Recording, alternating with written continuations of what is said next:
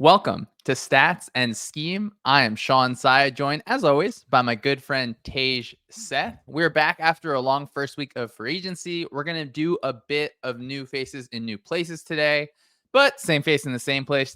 How are you doing? How was your first week of free agency? It was great. When they talk about March Madness, it's really free agency that we have to follow where there's so much information coming out all the time. So, I'm really excited to talk about some of the players, that have moved teams in free agency today with you. You always come prepared for the intro. Yeah, I'm pretty excited about it too. I was going through the notes. So we have 25 players in total, and it just got me excited thinking about when we get to division preview time, how teams are going to stack up against each other.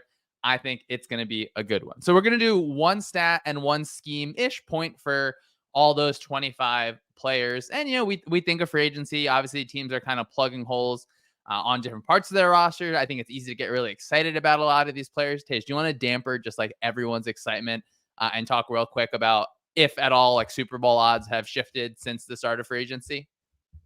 Yeah, so my friend Anthony Reinhardt, who does a lot of great data viz on Twitter, put out an interesting table that is pretty reflective of free agency, where he showed that most teams' Super Bowl odds move about a percent or less than that because of free agency moves. The Falcons went from a 2.2% chance to win the Super Bowl up to 3.5%, and that was the biggest positive change. And the Jaguars went from a 2.6% to about a 2%, which was the biggest negative change, about negative 0.6. So there's not a lot of movement happening. Like most teams will move within about a percent chance of winning the Super Bowl. Yeah, there's still a ways to go in free agency. The draft hasn't happened. We aren't even at camp yet. I get it. You should probably take maybe and I should take a more tepid approach to free agency, but to do the exact opposite of that, like I said, one stat, one scheme for some of the bigger names in free agency or their situations. I think there's a few that are going to be good to talk about. I don't think we're going to talk too much about contracts. There's going to be a few I think that will warrant mention, but I do want to start, Tage, with some resigns and some tags. Starting with Baker Mayfield, going back to the Buccaneers, just what a payoff there after really bouncing around between Carolina and Los Angeles that year. You take a prove it deal and hit and find yourself in that kind of, I guess, Daniel Jones and Geno Smith tier of quarterback contracts. Tej, what'd you have as a stat for Baker Mayfield? Yeah, so you talk about bouncing around, and his 2022 season was very tumultuous, where he had about a 10% sack rate, where he was dropping back and getting sacked on one out of every 10 dropbacks. In 2023, that dramatically improved. He dropped down to a 6.6% sack rate, which was about middle of the pack in the NFL. He also had the 20th best pressure to sack rate in the entire league, so much better than the previous season in terms of avoiding negative plays.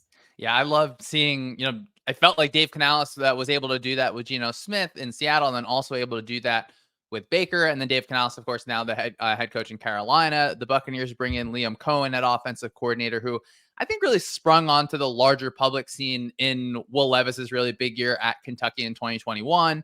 Cohen and Baker, they crossed over in Los Angeles. So hopefully you get a little bit of that familiarity there. Cohen has been with, he was with McVay for a little bit, really ran that system at Kentucky. So if you're rooting for Baker, you're rooting for another well-spaced, well-timed passing attack that keeps him on track and really just lets him be a grip it and rip it kind of quarterback. Of course, the Buccaneers played the Lions in the playoff games, and I think it's maybe not the best stat, but like a fan's like fear level of the opponent. Like, did Baker pass the smell test? Did that offense pass it for you? Were you a little bit scared when Tampa Bay would take the field against the Lions? Well, with the Lions pass defense, I think any pass offense scared me as a fan. But I mean, the Bucks were legit scary with the receivers that they had and Baker avoiding the negatives, like we talked about. Like I think all of that in together, it was pretty scary to watch the Bucks pass game. They didn't have much going on in the run game all of last year, but like when they dropped back to pass, I think they were definitely dangerous, and they showed that especially in the first playoff game against the Eagles.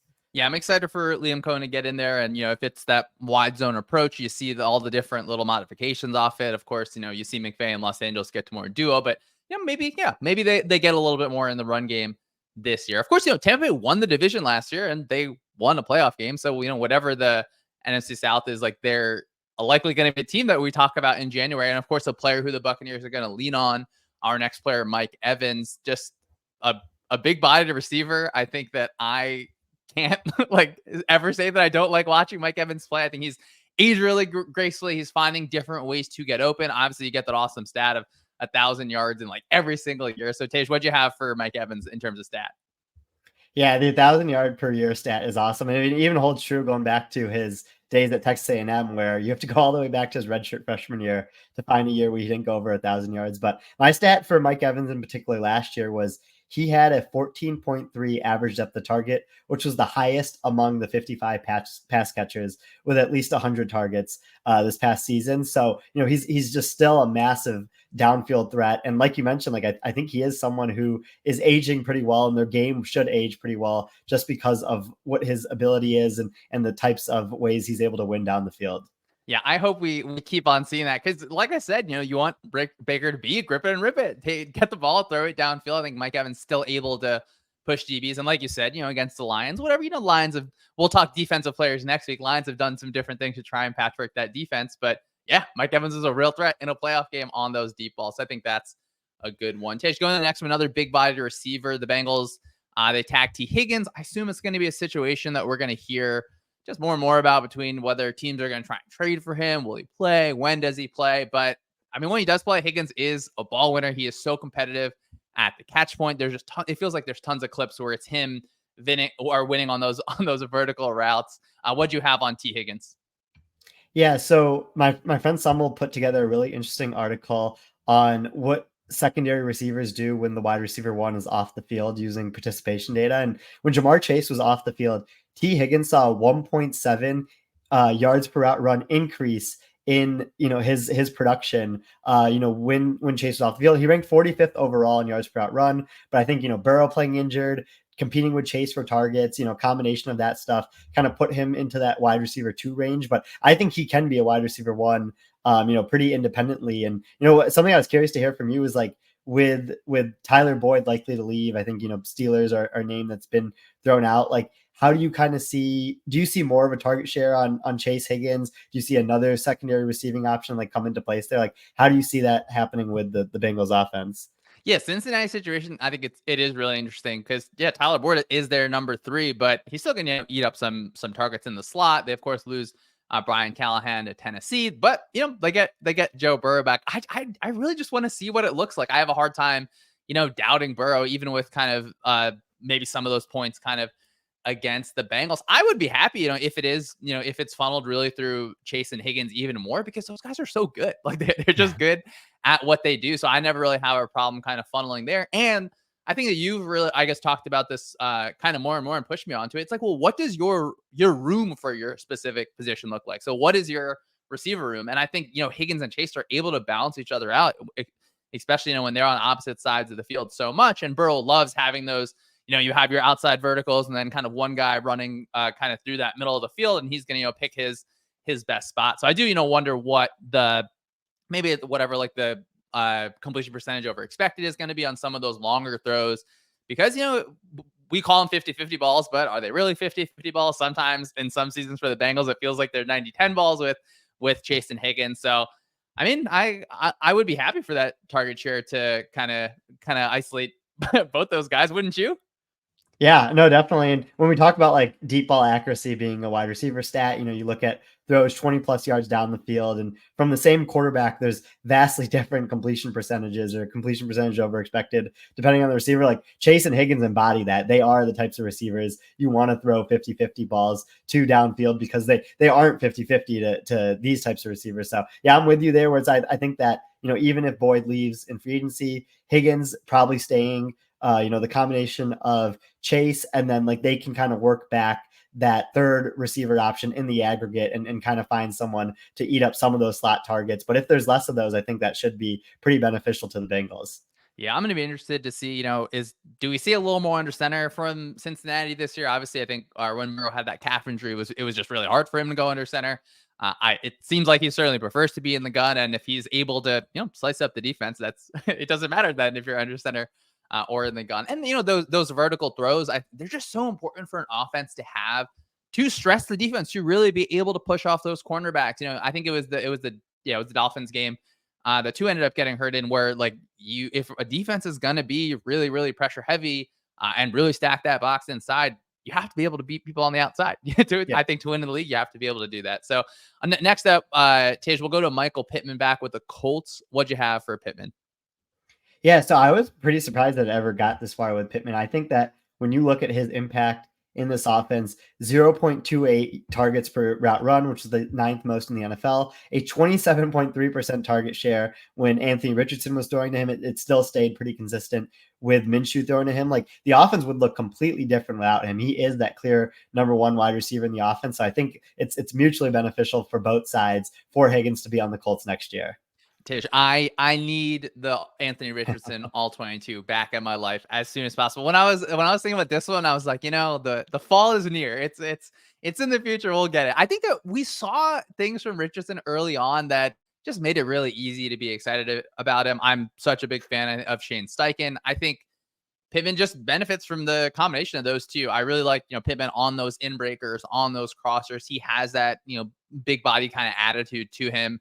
I think it's important to have a receiver for your young quarterback that you can count on that person. And I'm sure Steichen is just going to be even more excited to keep on calling different in breakers for Pittman and hopefully stretch the rules of RPOs in the NFL as much as possible. Tish, we're going to go to Dalton Schultz next for the Houston Texans. What'd you have there?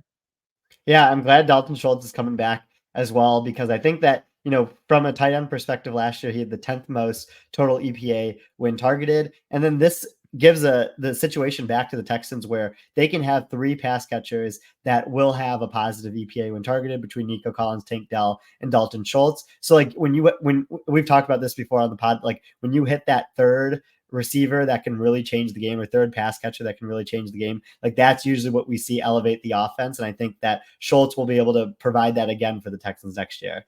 Yeah, we go back to talking about the Bengals room when it's, Chase, Higgins, and Boyd. I really like to mention that. Like that third receiver or whoever your third pass catcher is, I do really think that is an important thing. And especially for the Texans, like they can get heavy on you too and then still have a third pass catching option, which is really good. And for Schultz, like I'm just a fan of his game. And I think how he worked with Stroud last year, there was that game against the Falcons where they have that route adjust late in the middle of a drive. I think it was probably between drives. On what should have been a game ender, but I think the Falcons ended up driving back and scoring. And Texans, they're just going to continue to be a team that I think that I'm going to be in on, and I imagine that you're going to be in on. And so much of that is driven by CJ Stroud. But another thing I like is like when we enjoy watching an offensive coordinator in year one, and if they get to stay in that same spot, I think that's so beneficial for me as a watcher because in year two, you're able to build up instead of just building that foundation. So I'm curious, what answers does Bobby Slowik get to? And I think Schultz's versatility and connection with Stroud is just going to continue to be positive. So I'm excited for that. Our last re-sign, Tish, I had to sneak this one in here. Jake Elliott, returning to the Eagles. This is obviously a pro special teams podcast. Elliott hit that just nasty 59-yarder against the Bills. It was like really windy and rainy, and he kind of like hit a low ball to beat the wind. And something I think was from the Philly beat reporters. Like Elliott's a big golfer. And so he was mentioning how like sometimes in golf, like you don't want the ball to get hung up in the air. So you drive it down. And I mean, I don't even know about that, but I was just so fascinated because he just keeps on making kicks. So what'd you have for the Eagles kicker? Yeah, I mean that's great insight about the Philly beat reporters. I think as an honorary Philly media member as yourself, doing the Philly special with Shield, I like to hear that type of info. But yeah, this is from Greg Harpta, who does a ton of great Eagles work on Twitter. Jake Elliott has made 88% of his kicks when kicking to tie or take the lead, which is the seventh best since 2000. On kicks in the last minute of the game, and you talk about that one against the Bills, like last minute of the game, Jake Elliott is 9 for 9, which is tied for the best among kickers. And then he's added a 0.89 EPA per kick on those kicks, which is even better than Justin Tucker. So not only has he made all of his field goals in the last minute of games, he's also made some pretty difficult kicks, to either tie or take the lead in these moments. Like he's a very clutch kicker. And I think, it reminds me of someone like Matt Prater, from the Broncos Lions days, where it's like you feel confident about his ability to make these kicks late in games. Jake Elliott. Yeah, I nothing bad to say about Jake Elliott. Love watching him kick for the Eagles. But okay, let's get to the meat here. Those were the re-signs and the tags. Let's get to new faces in new places. I think we probably have to start with quarterbacks. It would not be a free agency podcast if we didn't really lead it off with Kirk Cousins. As you said, Falcons the biggest movement in their Super Bowl win probability. The division odds, I think I'm sure we'll talk about them soon enough. Tej, I'm going to let you lead this one off here, talking about the Falcons' new quarterback. Yeah, so this is less of a Kirk Cousins stat in particular, but more of like a Falcons and how he's going to fit in stat. The Falcons had the lowest neutral situation pass rate over the past 2 years at 42%. The Vikings neutral pass rate has been 56%, which is the seventh highest in the NFL. You look at Zach Robinson coming over from the Rams, and they're usually middle of the pack in terms of neutral situation pass rate. And I think this is a big signal that the Vikings trusted Kirk Cousins to go out there and pass at a pretty high rate. The Falcons clearly did not trust Marcus Mariota and Desmond Ridder to do the same thing, and the Falcons will be passing a lot more in 2024. Tej, talk to me about like the idea of signal and volume. I feel like when I'm looking at our Google Doc, I feel like you write that a bunch. What you want to talk about that a little bit? Yeah, I mean, signal. I'm really big on signal and volume. Like, I think the example I've talked to you about before is like if I'm choosing between two ice cream shops, like I'm always going to choose the one with the longer line. Like I just trust that one to have better ice cream, and like that's like a big case in these quarterbacks pass rate. Like you look at some of the highest pass rates in the league, and it's like the Chiefs and the Bills and the Bengals and like teams that really trust their quarterback to go out there. You look at the bottom end of that, and again, it's like the teams like the Falcons or the Steelers, like they don't want to pass the ball often. And I think there's a lot of signal in how teams feel about their quarterbacks and how much they choose to drop back. And I think that's something that we're going to see from the Falcons next year. Yeah, we can of course spend a lot of time talking about the ice cream shops in the suburbs of Detroit, Michigan. Yeah, I became just more of a Cousins believer. I think it was 2 years ago in his first year with Kevin O'Connell. Just watching him get really, take a lot of shots in the pocket, but then also able to take a lot of shots downfield. It was just like fun to see kind of his evolution within that offense within that season, and I just love the fit with Zach Robinson here, who of course coached with O'Connell in LA. I think it can be a situation where because Kirk has had a year and a half, really 2 years in that system, and Robinson is now calling plays for the first time. Maybe they're both just able to jumpstart each other a little bit in that process where Cousins knows some of the things that he favors or concepts that he really didn't love or didn't love how they ended up playing out. And of course, Cousins has that Achilles injury, which is a real thing. But you hope that the way Cousins plays, he can still avoid sacks because even if his top speed is chipped away, you hope that his instincts, his maneuverability in the pocket is good. And, the Falcons, they were in a tough spot from a quarterback perspective. They weren't just able to, have the first pick in the draft and take a guy at the top. They have, of course, a new head coach in the building, a defense that I think played well last year. Do you think the Falcons to us, like obviously we'll do our division previews in July and August, but, at the early outset, do you think Falcons become, the favorites to win that division? Yeah, I mean, I do think that the Falcons should be favored to win that division. Combination of Falcons improving and then the division staying the same for the most part. Where I think we're gonna have this interesting situation where I assume the Falcons will get a ton of offseason hype. And I think I'll be a little bit lower on them just because 36-year-old quarterback coming off a torn Achilles. Like I think that it might be a little bit rough for Kirk Cousins at the very beginning of the season, and then I'm sure he'll find his grounding eventually and kind of excel from there on out. But the uncertainty is definitely wider than kind of just like taking any free agency quarterback and inserting them into your offense. Yeah, I mean there are weapons in that offense. Did you have any thoughts on Cousins, him wearing 18 picture? Well, I thought Kyle Pitts said that he's going to get targets in exchange for number 8, so I'm a little bit worried about Kyle Pitts' future now with Cousins not taking the number 8. Yeah, please give us a healthy Kyle Pitts season. The guy can play football, so hopefully Cousins is able to unlock him, even if he didn't get the number 8. All right, Tej, we are at the point in the podcast where we have to talk about the Pittsburgh Steelers quarterback situation. So they sign Russell Wilson, they trade Kenny Pickett, they trade for Justin Fields. On the outgoing side first, Kenny Pickett gets traded to the Eagles. That was a landing spot. Thinking about it, I maybe would have liked Justin Fields as a backup there behind Jalen Hurts, but just another year of the Eagles taking the backup quarterback spot really seriously. It feels like a lot of quarterback twos are kind of getting legit money.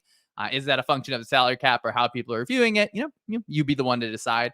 Are you someone that would punt at the quarterback 2 position if you had a star quarterback? Tej, what's your kind of thoughts on the approach there? Yeah, no, that's a good question. I think I would do it a lot like these teams like the Eagles and the Browns are treating it where like I think that quarterback two is something that's been undervalued for some time, and I think the market is starting to catch up to it. What you really need out of that position is someone that can come in and win you a game or two if your starter has like a minor injury and you're in the playoffs. And I think it's a big function of kind of like where your team's supporting cast level is at compared to your quarterback's ability. And so like if you feel good about your supporting cast, I think like like the Bengals did last year, where like Jake Browning was able to come in and the offense was efficient enough and they won enough games where they were competing for the playoffs. The last 2 weeks of the season, and you see other backup quarterbacks where like there's an overinvestment in them. Like I think the Commanders, where they didn't really have much of a use case for Jacoby Brissett last year. Like I think if you're a team that you feel like you're going to be a playoff contender and you're not 100% sure about whether your quarterback will play all 17 games, like that's when you really want to invest in it.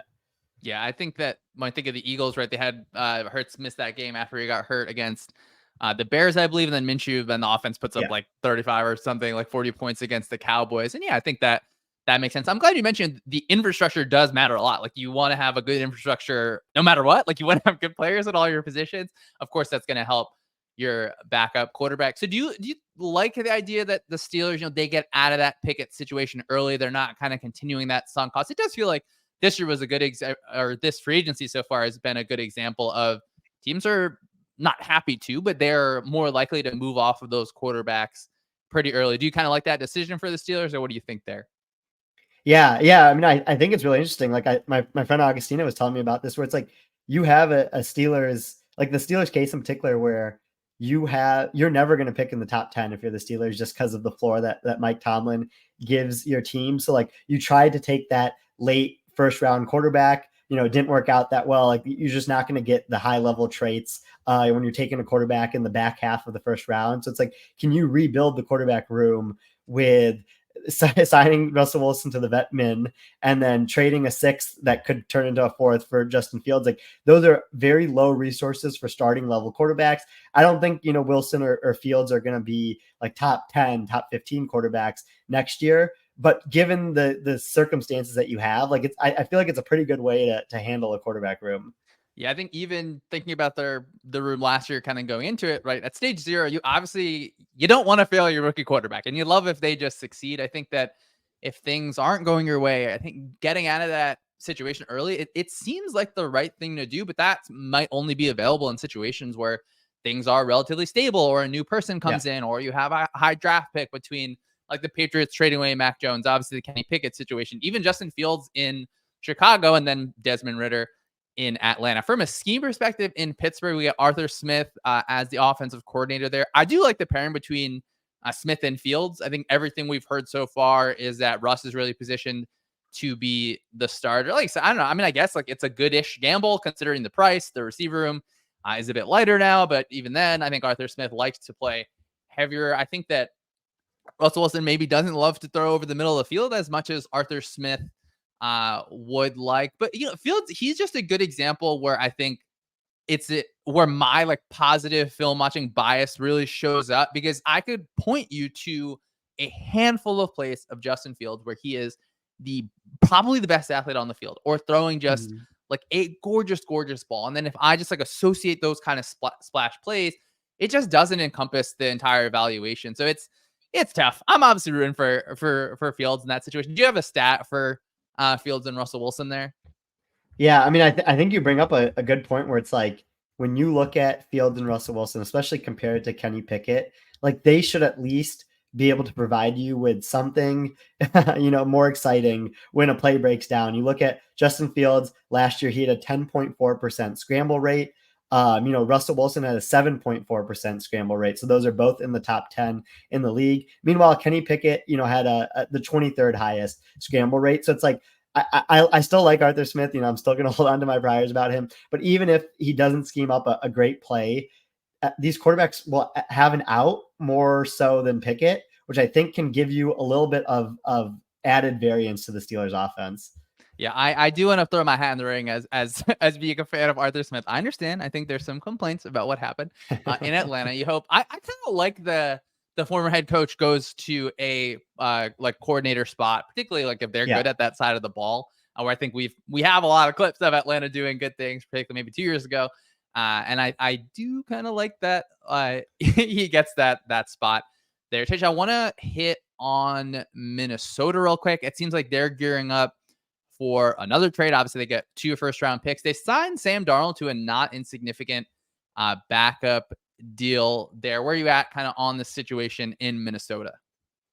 Yeah, I mean, I think if Minnesota ends up taking a quarterback they don't feel ready to start week one, like maybe they will roll with Sam Darnold as their week one starter. But this trade by the Vikings is really interesting because there is a quarterback tax you pay when you trade up, and they're going to be paying that tax twice. Where you make that initial trade with the Texans, the Texans win that trade on trade charts, but the Vikings increase their chance of finding, a superstar, maybe a quarterback or if they want to go in other position. But like then you could also trade up again to number 3 or number 4, where you're paying that quarterback tax again, where all the advanced trade charts will say either the Patriots or Cardinals are winning that trade, but the Vikings need to do that type of trade to get to the level where they can take a starting quarterback. So it's an interesting strategy. I'm pretty intrigued to see how it ends up paying off and what the second trade details are going to be if there are one.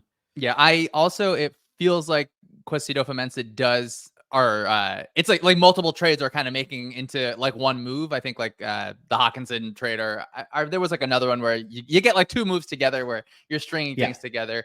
I'm certainly a believer in the trade charts. Do you think that there's something to be said about like when you're trading up for quarterbacks specifically, like maybe we look at the trade charts just a little bit less?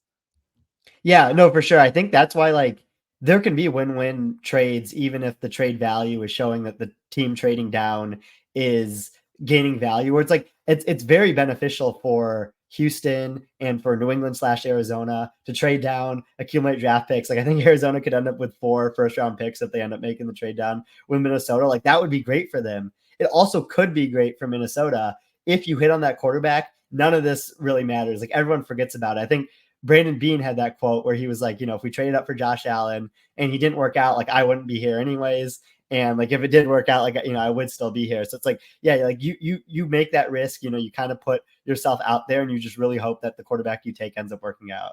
Yeah, I really, really like the Minnesota offensive infrastructure. Of course, you have Justin Jefferson, you got Addison, you have a good tackle play. I like Kevin O'Connell. I just do. I think year 3 in that system, you get Josh Jacobs to play well there.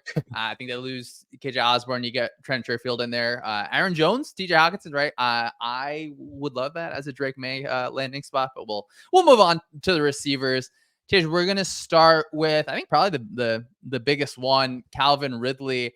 And Ridley feels like for me, just like a strong, like I have really positive priors on him. So maybe that's kind of a bias thing. I just think he is still a high level route runner that can really win at the top of the route, which is extremely hard. You see people that are able to win off the line, separating at the top of the route, I think can be a little bit harder. And, the usage in Jacksonville, I think it is reasonably a little bit frustrated there. And now he steps into a situation where you have a reasonable receiver room with Ridley, Hopkins, and now Traylon Burks gets to play a different role. And this is, I think, an example of that theme of the signings to build the room. And do you have players with kind of complementary skill sets? And are you building a good environment for your young quarterback? So I'm fine with the price tag here because I don't really know how many other options Tennessee would have had with a player at that level outside of really, really trading picks. And you have Levis on his rookie deal. So it feels like this is kind of the time to load up. And now you get to be more excited about what Brian Callahan is putting together. What'd you have on Calvin Ridley? What do you think of the situation there? Yeah, I mean, from Tennessee's perspective, like I think, kind of ignoring the contract, like you do want to get that receiver, in there where now you have Ridley, Hopkins, and you hope Traylon Burke breaks out in year 3, and you can kind of provide that infrastructure for the quarterback. From Jacksonville's perspective, I think this is something that probably had to happen. Like they didn't want to pay that contract, and when you looked at Ridley and Christian Kirk, like they weren't a great pairing together. I think Ridley on his own ranked 18th in total EPA when targeted, but he ranked 45th in yards per out run. So there was a big discrepancy. And I think that stemmed from when you look at a wide receiver 1 and wide receiver 2 and their production, in a specific week, there's a slight positive correlation of 0.03. The Jaguars had the most negative correlation between their wide receiver 1 and wide receiver 2 last season, where Ridley and Kirk had a negative 0.51 correlation in terms of production on the week. So the weeks Ridley did well, Kirk didn't. Week Kirk did well, Ridley didn't. And I think that, Football Insights put out a pretty good point about this, where it's like Ridley was really good in terms of yards per out run versus single high coverage, and was not good against too high. And then Kirk was the exact opposite of that, really good against too high and then not good versus single coverage. So the pairing just didn't go well together, where like you could eliminate one of them based on the types of coverages you were playing. So I think that Jacksonville is going to move on from this and going to try to, do the one step backward to go two step forward, while like Tennessee is getting someone that can do well against single high coverage and try to build their receiver room around that. Yeah, of course it's a free agency market. So a team, if they're willing to pay more than you are, they unfortunately are able to get that. And it's so rare, I think, as we talked about last week, as it feels like we talk about a lot, where you're able to get that premium position to move over. The point on Ridley and Kirk is interesting because, like, in theory, if you have, say, like, all right, well, we get too high and we look towards one receiver, we get one high, we look towards another receiver. Like, I don't have the biggest problem with that specifically. I just think, yeah, like watching some of that Jags from last year, felt like Ridley can do a lot. And I think he's probably going to ask to do more in Tennessee. So that could be a good thing for him. And then the Jaguars, of course, bring in Gabe Davis from Buffalo. What'd you have on Gabe Davis for the Jaguars? Yeah, so Gabe Davis had a 15.1 average at the target last season, which was the fourth most among all pass catchers with at least 60 targets. So, you talk about someone who can provide a vertical threat, someone who can stretch the defense vertically. And I think Gabe Davis should be able to provide that for Jacksonville, where like Christian Kirk and Evan Ingram and even Travis Etienne can work underneath because of what he's able to do to a defense. Yeah, another like just priors like I'm not going to quit that Gabe Davis playoff run where you get those multiple touchdowns. I think we of course think of Gabe Davis in that number 2 role because we're used to seeing him next to Steph Diggs. I would have liked to see the receiver room able to keep Ridley in it, and you add Davis to it, but Davis still kind of in that like top 5-ish free agents receivers at that position. I felt like when we talked about, I think it was like week 2 or week 3, just like how many touchdowns the Jaguars had that were kind of like taken away just because like a guy is or not taken away, like technically they didn't earn it, whether it's like receivers like toe touches the outside line, which is a little bit of just an annoyance. I'm rooting for Trevor Lawrence. I want that to kind of get good. And then I think we get the reporting on that proposed Brandon Ayuk trade. It sounded like the 49ers asked the Jaguars for, I think it's like pick 17. And then was it Christian Kirk? I think Zay Jones. Right? Zay Jones. Oh, sorry, Zay Jones. Yeah. Yeah. Yeah, I don't know. I like. Do you have any thoughts on that? Selfishly, I would like to see Brandon Ayuk in Houston. I think that would be so fun to get him with Slowick in that way. Maybe that's asking for too much there. You got any thoughts on that, or say that trade went through, or kind of the thought process behind it?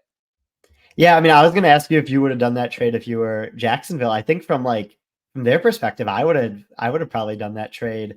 I get that you have to pay him a top of the market extension, but like you're talking about someone who is a top 10 receiver. Whether you look at yards per out run or ESPN's tracking data metrics that we'll talk about a little bit later, like this is someone who's going to be one of the top receivers in the league, elite separator, good yards after catch, like a first round pick and, a secondary receiving option to give a top 10 receiver an extension. Like these receivers don't become available in free agency. Like I think I would have done that if I was Jacksonville, but what do you think from their perspective? Yeah, I mean, it's easy for me to say because I don't have to write the check to Brandon Ayuk. I don't know how much money he's asking for. I would absolutely love to see Ayuk and Trevor Lawrence there. I don't know, maybe it's a little bit of like what they think the role would be. Like, would Ayuk feel like he gets unfortunately put in like a similar role to Ridley, where he's like isolated or like just running a lot of those vertical routes, kind of as clear outs. But yeah, how hard it is to get those good receivers. And it feels like I forgot who the last receiver, like the AJ Brown deal, right? Like that you got to pay up a lot to get those star receivers. So when it's kind of on the table, but yeah, it's unfortunate. The cap situation, whatever Trevor Lawrence's contract situation going forward is going to be, but I'm always rooting for the Jaguars, Dave. It feels like I'm rooting for 32 teams all the time. A team that maybe they don't need the rooting support, but Marquise Brown goes to the Kansas City Chiefs. Tej, I think that the Chiefs could have literally signed anyone, and we would have all been so excited. I think Brown, he is explosive. He can stretch vertically. I hope that we're just back to seeing Patrick Mahomes continue to just throw the ball over the top of defenses, and your hope is that on those ones that he did throw this year, where sometimes it ended up in drops, those end up in a receiver's hands. What'd you have on Hollywood Brown? Yeah, no, that's a great point about getting excited about whatever receiver they end up signing. And, I think like that's what it's going to come down to for Hollywood Brown is like, I hope he stays healthy.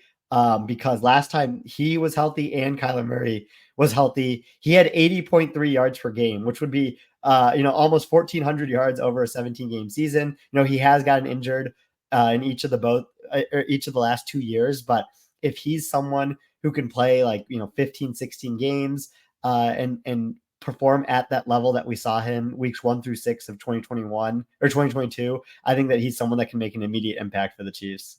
Yeah, I think someone that he hopes he's operating outside the numbers. Travis Kelce, able to still operate inside the numbers, and you just have a fun time. All right, let's go to the next one here. Keenan Allen, of course, with the Chargers last year, going to be with the Bears this year. I'm a big fan of this because Keenan Allen just finds ways to get open. I think he can be a friendly target for what I assume will be Caleb Williams, particularly at the top or out, like I said, kind of with Calvin Ridley, just a little bit different there. And it feels like Chicago, as I kind of like the infrastructure that they've built for their quarterback. I maybe learned from the last time that they had to do it. They, of course, have DJ Moore, who feels like a legit wide receiver one. They have Keenan Allen that can play in the slot. They go out and spend a little bit on DeAndre Swift, which your mileage can vary there. Maybe they get a third receiver in the draft. I think you mentioned to me earlier today, like I think they only have 4 picks in the draft. Is that right, Tej? They got 4. Yeah, Yeah. they So have 4 picks, is it? Yeah. Is it a trade back situation? No, maybe they get lucky where everyone's drafting quarterbacks and they're able to get another receiver. But me just playing Madden Ultimate Team over here. I think that the defense played well down the stretch. So like I said, I don't hate Chicago as a landing spot for a number 1 quarterback. What'd you have on Keenan Allen? Yeah, so I mean, the pure nerd in me, and like in a vacuum, when you trade a 4th round pick for a 32-year-old receiver, that has a $23 million cap hit next year, like good on the Chargers, I think, for making that trade.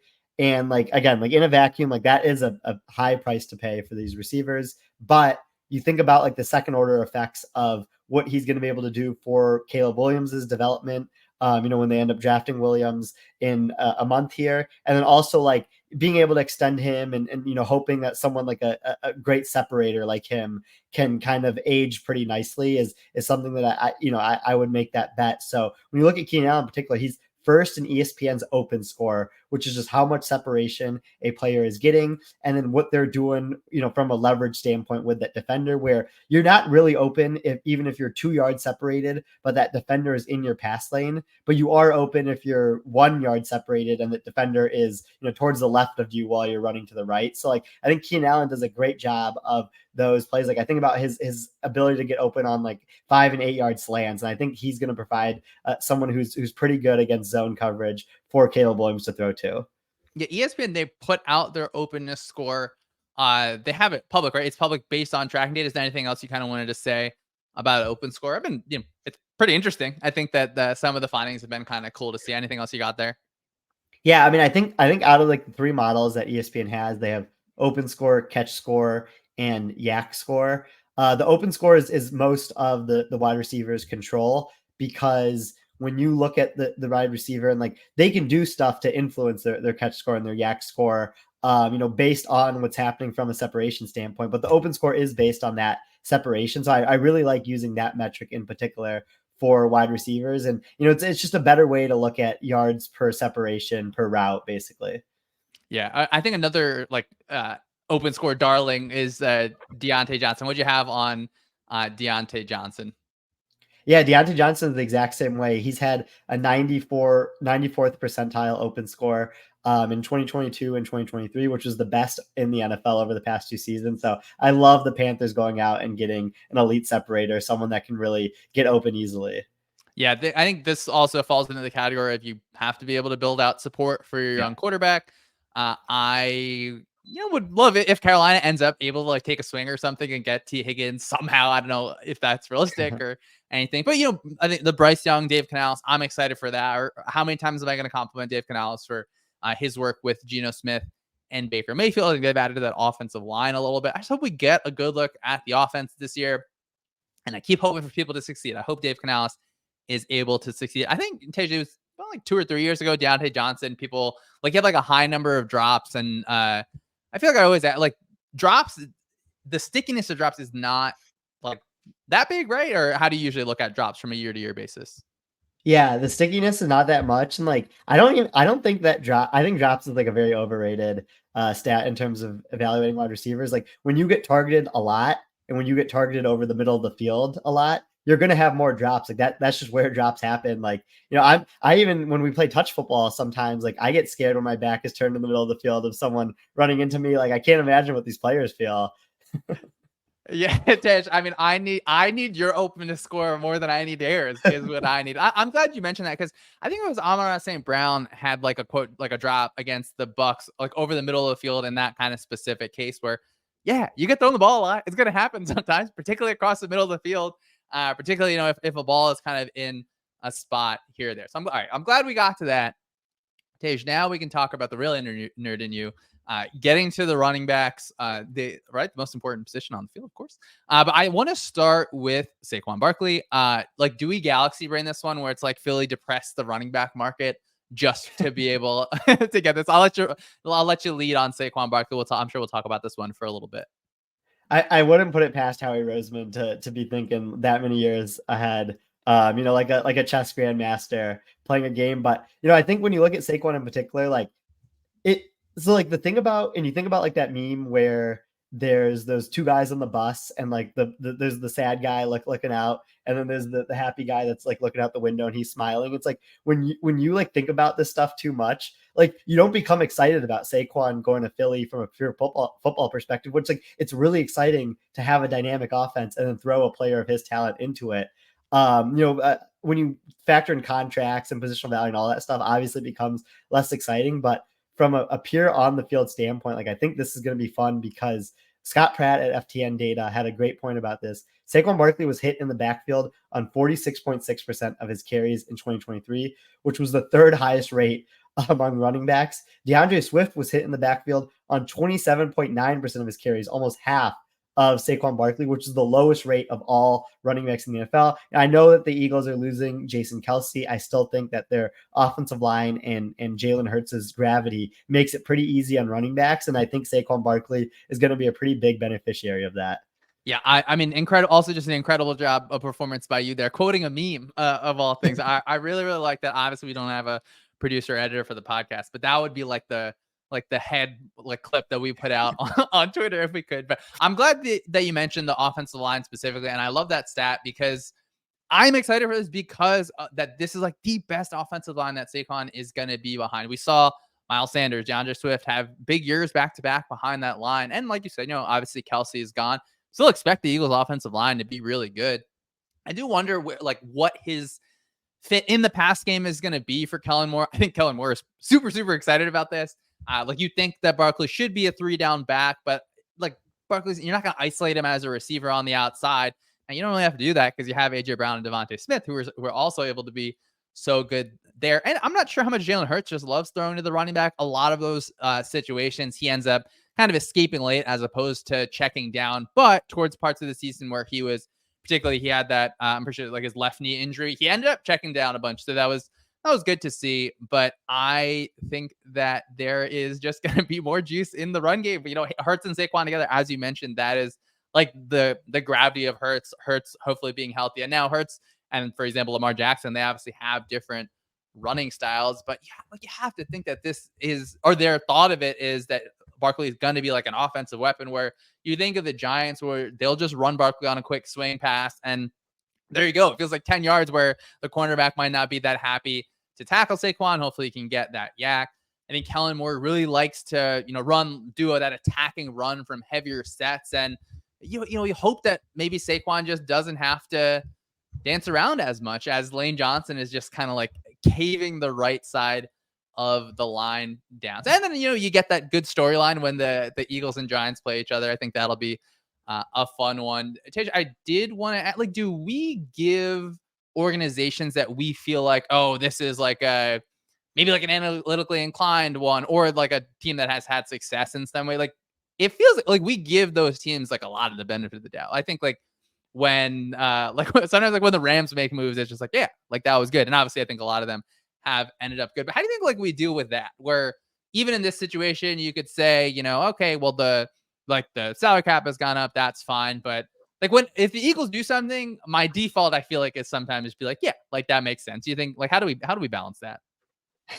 That's a really good point to bring up. Like I feel like I'm definitely susceptible to doing that, where if it's a team that, I know people in, I talk to people in the analytics department, or it's a team that we kind of classify as a sharper team. Like when they make a move, my instant reaction is to like it, or to look at it from their perspective. But I don't, I think that there has to be exceptions for that. You have to treat things fairly. I think that a team that has made a lot of good moves over time deserves some benefit of the doubt, but they don't deserve to be blindly trusted when it comes to all of these moves. And so when you look at the Eagles in particular on this move, like, yeah, I mean, it is a lot to give a running back on their second contract.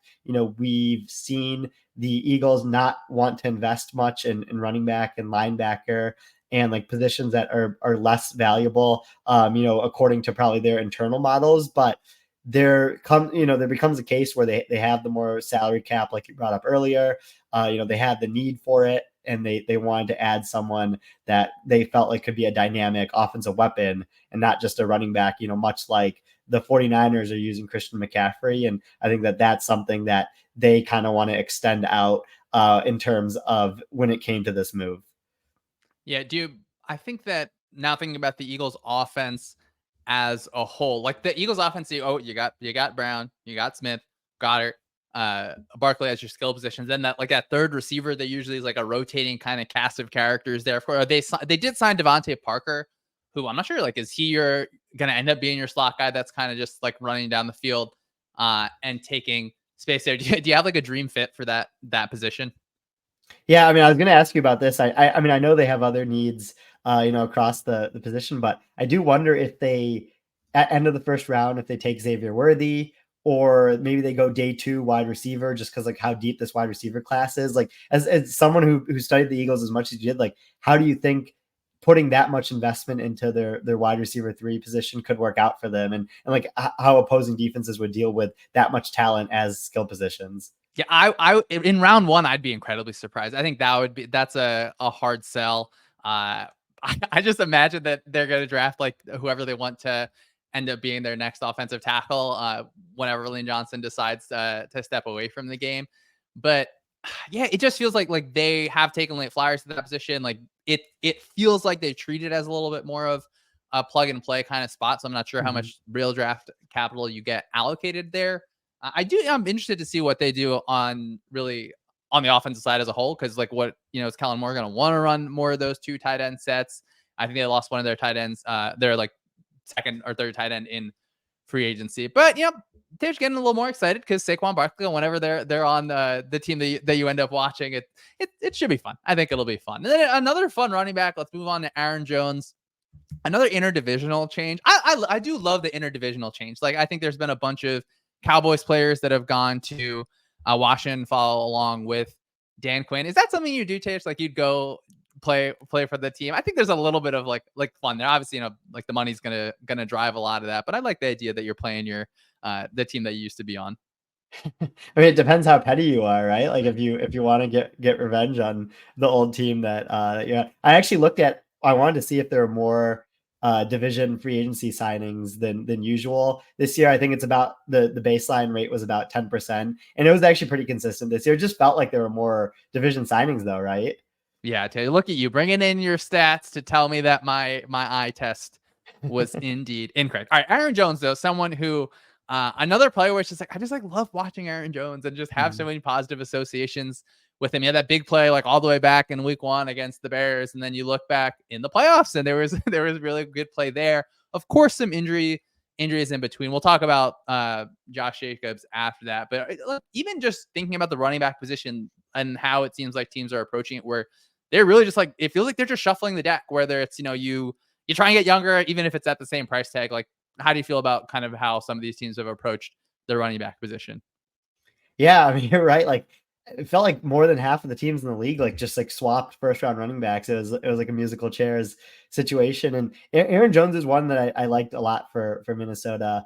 I don't think they got a ton out of their running backs last year. And then you look at Aaron Jones, his past 2 years, 2022, fifth in EPA per rush, sixth in yards per carry. Last year, he was eighth in EPA per rush, 12th in yards per carry. I think he was playing injured too. So, like, to still be at the top of those metrics out of the 62 running backs is pretty good. Dealing with injury, obviously, it'll be health permitting, but like if you get 13, 14 games out of Aaron Jones, you have to start Ty Chandler, or you draft a running back on day 2, day 3. Like, I don't think that's the end of the world. I think that's like a pretty decent running back room, especially with the resources invested in it.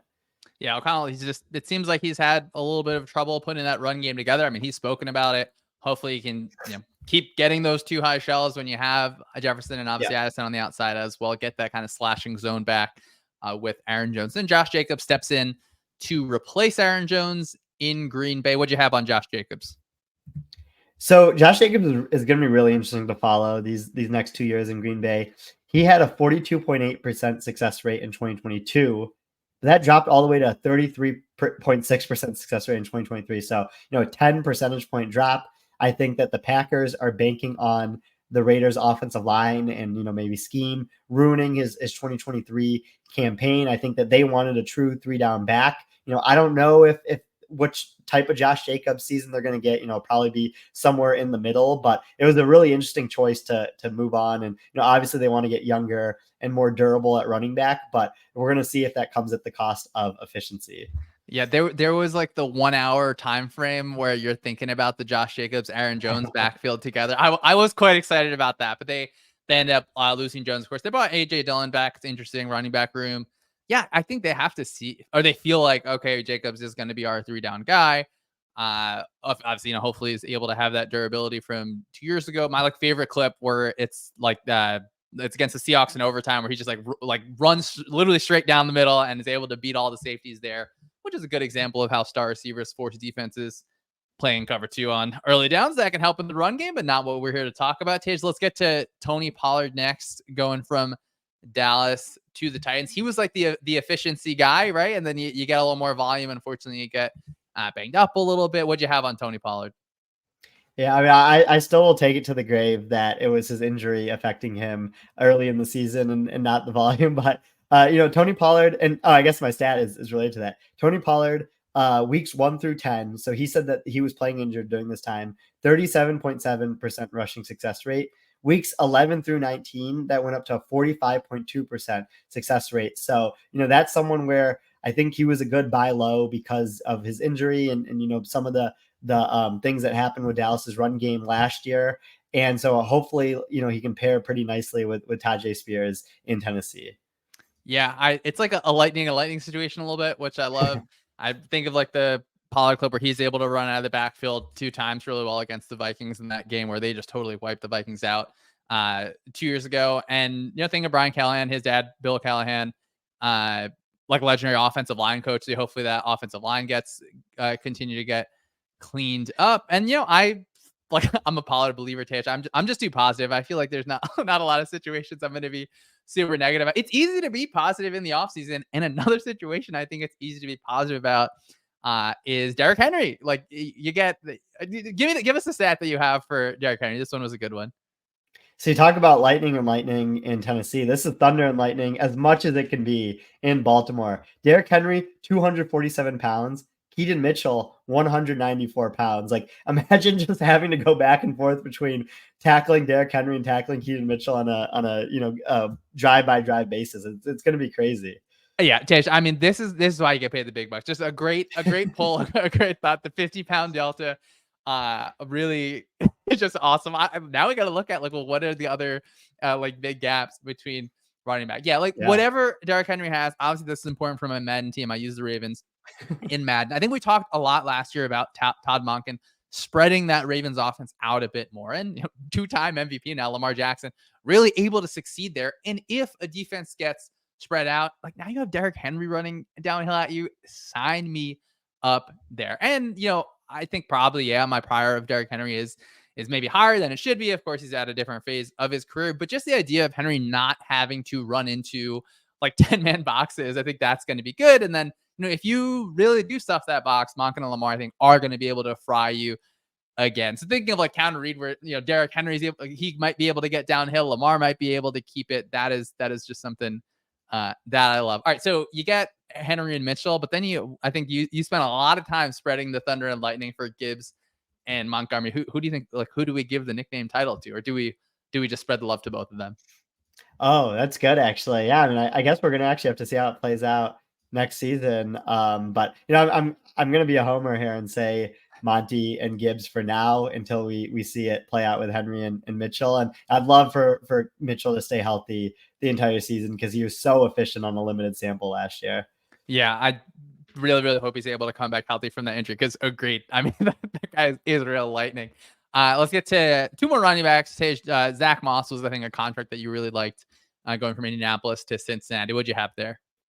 Yeah, I mean, I was really excited to see where Zach Moss go, and I'm glad that he ended up going to a team that makes a lot of good moves in free agency in the offseason, usually in Cincinnati, where he had a very similar success rate, tackle for loss rate, explosive run rate as Jonathan Taylor last year. Like, I think that he is more of a late down back. Like, you don't want him to be your true workhorse, but if he's getting like 40-50% of your rushing share paired with Chase Brown, and like if they draft a bruiser on day 2, day 3, someone who is kind of like the heavier first and second down back. Like, I think that's such a good way to build a running back room in like the salary cap format that we have.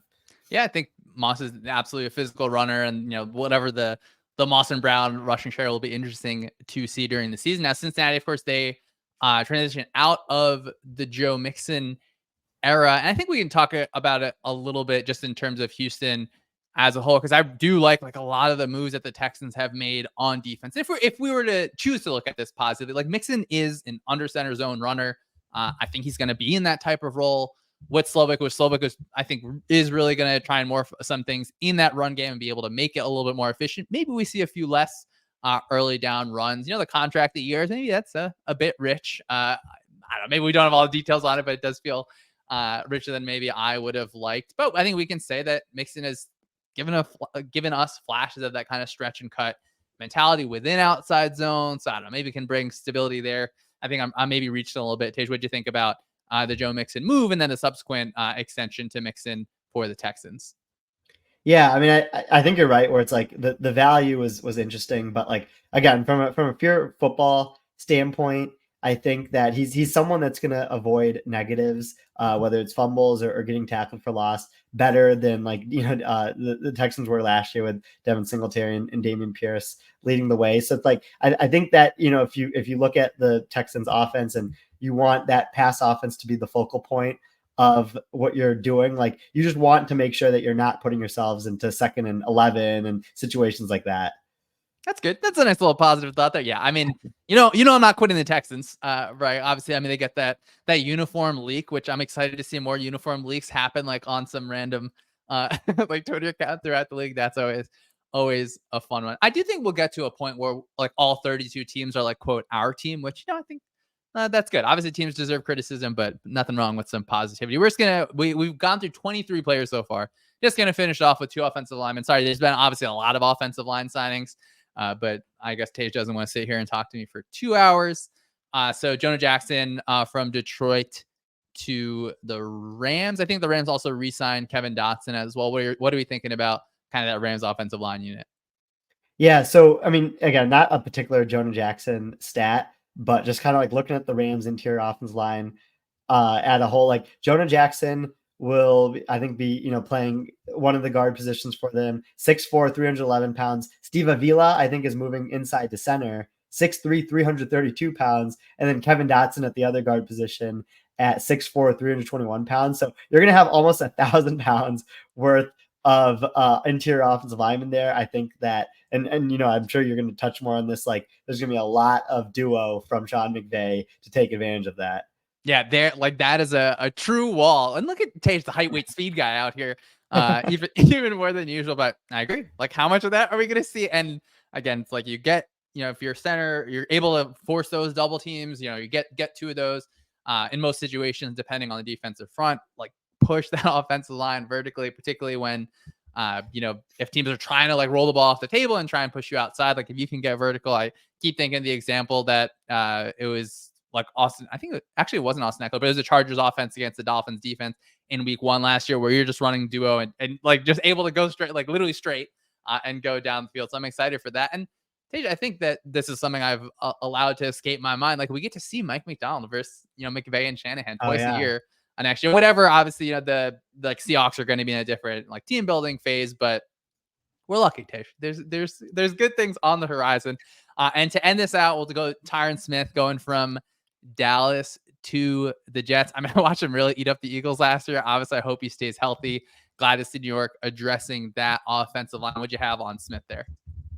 I mean, yeah, I mean, like pretty impressive offseason from the Jets here. They're shoring up a lot of their holes going in. Like I think, Tyron Smith, 8 straight Pro Bowls, but hasn't had a season since that streak has ended where he's played over 13 games. But if he stays healthy, this could be huge for the Jets. And his incentives came out earlier today from Albert Breer, and I was looking at them, and I think from his playtime incentives, like they're kind of banking on him playing like 50-60% of the snaps. But if you get enough of that, you draft another tackle day 1, day 2, and you can kind of like roll from there, and kind of have a better offensive line than you had last year, especially in that first game against the Bills where Rodgers was pressured, I think, on both of his dropbacks.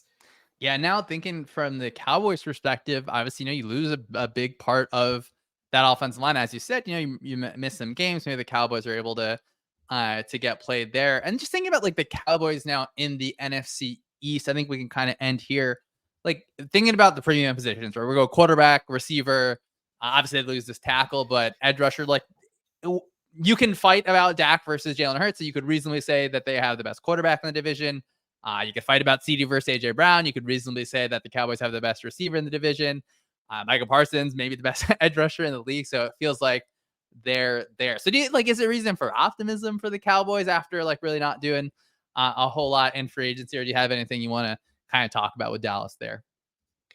Yeah, so I've been kind of going back and forth on this take about the Cowboys, where like I think Dak, CD, and Parsons are all awesome, and they're all deserve to get the market resetting contracts that Dak and CD are going to get this offseason, and then Parsons is going to get next offseason. But I wonder if in 2 to 3 years down the line, we'll look back at Dallas, having a decent amount of free agents leave and not really being able to bring in many free agents in this free agency, and then maybe some of their draft capital as well, where it's like we might say something like this. I'm not saying that they should do this or because the fans would revolt, but like should Dallas maybe have traded CD Lamb before free agency started, and before you hear me out here, they would have got let's say a first and a second round pick. You would have been saving $30 million a year. So you could have been the team that went out and signed Hollywood Brown for, a million extra than what he got from the Chiefs. You would have had 2 first round picks and 2 second round picks. You could have drafted AD Mitchell and like Lad McConkey, and that could have been your wide receiver room. It would be young. It would be cheap. Like CD is awesome, and they shouldn't trade him. But I'm just saying in a couple years down the line, because of what Dallas is not able to do with these 3 massive contracts about to be on their books, I just wonder if like maybe we would look back and think about Dallas maybe wanting to do a trade like that. Okay, you're absolutely one of my good friends. One of the people I talk to the most on a daily basis through work and otherwise. I mean, I don't know what to say. Like, I certainly disagree. I get where I think you're coming from, right? Like, yeah, you get roster atrophy. Even like for the Cowboys, I'm concerned you get defensive atrophy, and particularly losing Dan Quinn. No, Tish, we're not gonna trade. Like, why would they trade CD Lamb? That's crazy. I'm trying to think. Like, do I like looking at my nephew and telling him, like they don't have CD Lamb anymore? Like instead of there, to me the thing is, it's like okay, like jokes aside, like it's an interesting thought. I think that like like their window is now, right? Like obviously, you have like Parsons is not old, and Dak is gonna be stable, but like the Eagles, whatever, they obviously lose Kelsey. They had the defensive struggles last year. I don't know, maybe like this is the year where you get San Francisco, where they finally are like not just running through everyone. See, okay, we'll revisit this one. I'll mark this down on my calendar. We have a few other ones to revisit. You don't want to soft launch any other takes here, Tish, to get the people like the person in the barber chair next to me, like the next to the barber that I go to, he always wears a Michael Parsons jersey. So maybe I'll float it by him, and I'll get the trade charts and the surplus value for rookie wide receivers out, and then we can do an analysis, and we'll get back to you on that one. Wait, are you saying that he shows up to get his haircut in a Michael Parsons jersey, or this is the barber that's wearing No, the jersey? this is the barber. Yeah, it's like the barber, okay, not good, the person that cuts my hair, but that cuts in the chair next to mine. I mean, if I was syncing on my schedule with another person to that level, that would be amazing. I mean, I would have synced up with you, but Tish, throwing out these CD Lamb takes, I'm not sure if anyone in Dallas is going to be cutting. Yeah, no, I wouldn't want to do it for your nephew. I'm just saying, from pure team building's perspective, he's got to understand, the value of rookie contracts. But like, you can't do that CD Lamb trade, right? Like the fans would revolt. They would show up to wherever the Cowboys offices are, and and not be happy. It'd be like the scene from Draft Day. But it was just a thought on my mind that I'm too scared to say on Twitter, but I felt comfortable sharing it with you, even if you might disagree with it. Yeah, I'm glad, Tish, because I mean, it's like we're at like the end of an hour of talking about free agents. You assume everyone is logged off already. I think we'll keep doing that, where they keep the soft launches for the end of the podcast. I like that. But for now, let's get out of here. Thanks to everyone for listening to another episode of Stats and Scheme. Tell us what you like, what you didn't, and if Tej is going to be able to get a haircut when he comes visits Dallas, Texas. Visit SumerSports.com/subscribe. Follow us on Twitter and YouTube at SumerSports. Leave us a nice rating wherever you choose to be. Next week, we're going to do the same thing just for the defensive side of the ball. I'm not sure if we'll get to 25. It might be a little bit shorter, but most importantly, enjoy the rest of your week, and we'll see you next time.